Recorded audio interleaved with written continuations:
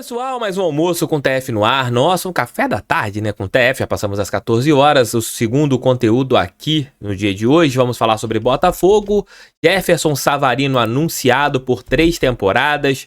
Botafogo, na minha opinião, tem ali 4 bons pontas, né? A gente vai conversar sobre isso e até mesmo a gente vai analisar o que as outras equipes do futebol brasileiro têm. É porque eu venho falando e alguns concordam, outros discordam e eu acho que isso é bem bacana. A respeito das pontas, né? Eu acho que o Botafogo, ele tem isso, sem falar das outras posições, mas tô falando especificamente das pontas. 4 jogadores nível altíssimo do futebol brasileiro, né? A gente não deve nada a ninguém a respeito das pontas. Claro que você tem equipes com pontas superiores, mas eu acho que dentro da média o Botafogo consegue ter pontas qualificados, colocando Savarino, Jefinho, Júnior Santos e Vitor Sá. Acho que a gente deu um up a respeito do ano passado.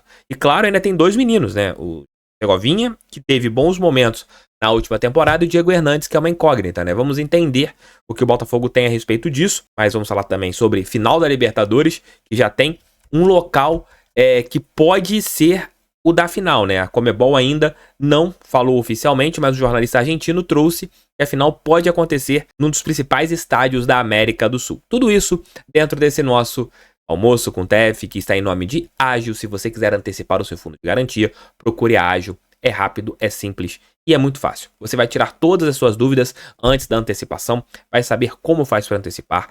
Se for do seu ali agrado, você vai fazer a antecipação.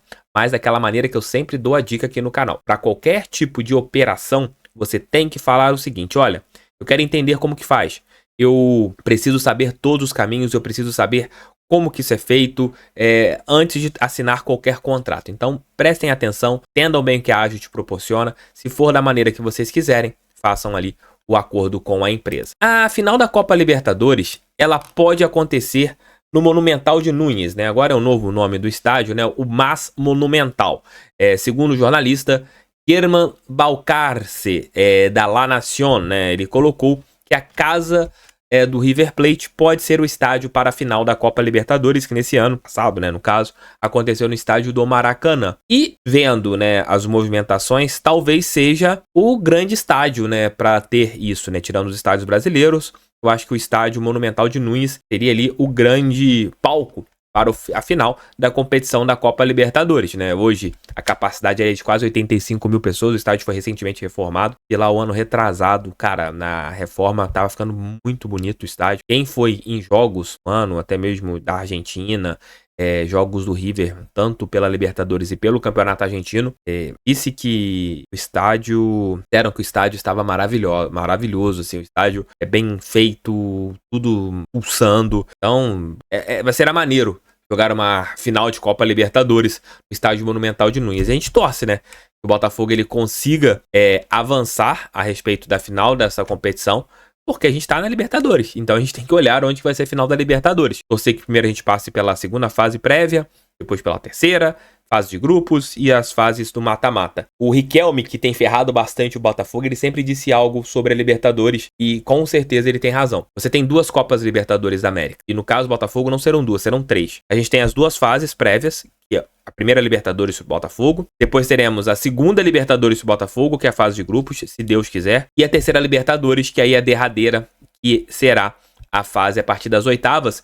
E nesse ano, as oitavas da Libertadores, você tem um grande X da questão de que ela vai acontecer só no segundo semestre após a Copa América. Então muitos times serão bem diferentes na fase de mata-mata, né? Você terá ali mudanças e o Botafogo tem que se adequar a essas mudanças, né? Se a gente passar para umas oitavas de final e a gente puder reforçar mais o plantel lá para frente, tem que reforçar. Mas o primeiro passo é passar da pré-Libertadores, depois das oitavas, depois chegar às oitavas de final e assim vai. Mas saber que a final será no Monumental de Núñez é algo bem bacana. Comentem aqui, também deixem um like, inscrevam-se no canal, compartilhem esse vídeo em seus grupos do WhatsApp. Segundo o Flávio Dias, um dos principais setoristas do Vasco, através do canal Atenção Vascaínos, eu de vez em quando participo lá, levando vídeos do Botafogo, sempre que me pedem, ele e o Emerson, eles trouxeram a informação, o canal Atenção Vascaínos, de que o Vasco tentou atravessar o Savarino ali, tentou chegar em uma negociação com o Savarino, mas ele já estava bem encaminhado com o Botafogo, a negociação já estava indo para um caminho derradeiro, e com esta negociação indo para um caminho derradeiro, o que aconteceu? O Botafogo, ele hoje anunciou oficialmente o jogador venezuelano. Eu acho que deve ser... acho que não é o primeiro venezuelano que veste a camisa do Botafogo. Depois eu vou pesquisar isso. Acho que o Botafogo já teve um outro venezuelano vestindo a camisa.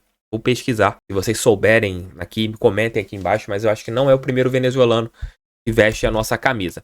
A nota do Botafogo em relação ao Savarino é a seguinte: o atacante Jefferson Savarino está de volta ao Brasil e vestirá o preto e branco do Botafogo. Negociado definitivo até dezembro de 26, junto ao Real Salt Lake dos Estados Unidos. O jogador de 27 anos é aguardado nos próximos dias para iniciar a sua caminhada no glorioso. Bem-vindo ao Fogão Savarino.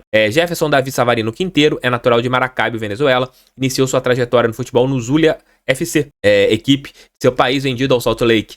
Da MLS 2017, atuou por 3 temporadas na equipe norte-americana, até chegar ao Atlético Mineiro, clube pelo qual atuou as temporadas de 2021, 22, com 99 partidas disputadas, 21 gols marcados e 19 assistências. Você pega aqui os números totais do Savarino, quase 100 jogos, tem ali 40 participações em gols, né? Você tem a cada 2 jogos uma participação em gol do Savarino.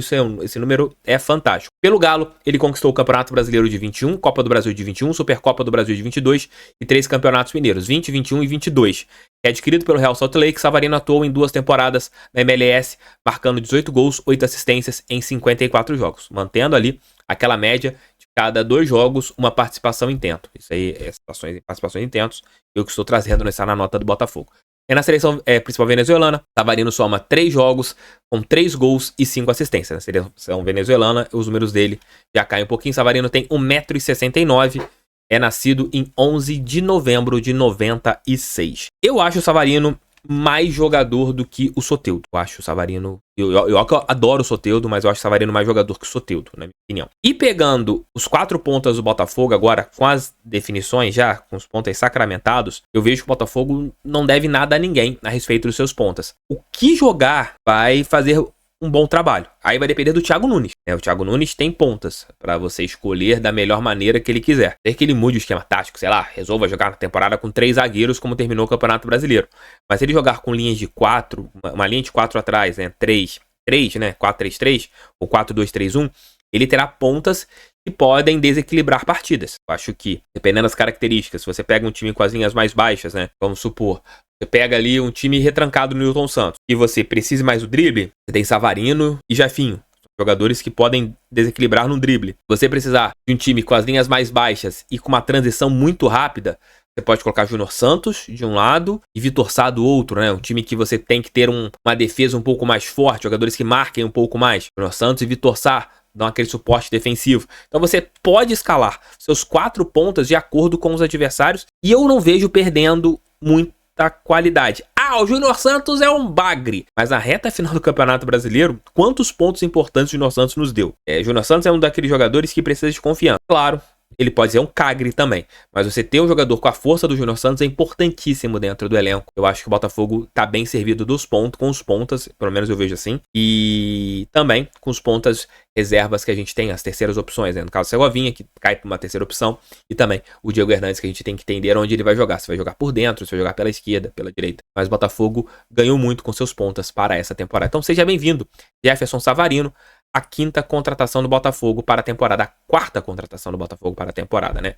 Jefinho, Alter, Barbosa e Jefferson Savarino, 4 contratações. Faltam ainda o lateral pela direita, mais um zagueiro, mais 1 ou 2 jogadores para o meio-campo, aliás, mais 2 jogadores para o meio-campo, né? Um segundo volante e também um camisa 10 e um centroavante reserva. O elenco tá ficando recheado, tá ficando bom, tá melhorando, foi aquilo que eu falei dentro do giro de notícias de hoje. Ainda eu vejo com carências que fazem com que o time fique mais fragilizado, né, em relação ao elenco, em comparação com a temporada 23. Valeu, gente, fique com Deus, fogo neles, pra cima deles, fogão, sempre fogão, volto ali, volta das 8, 9 horas com o nosso Noite Alvinegra de hoje.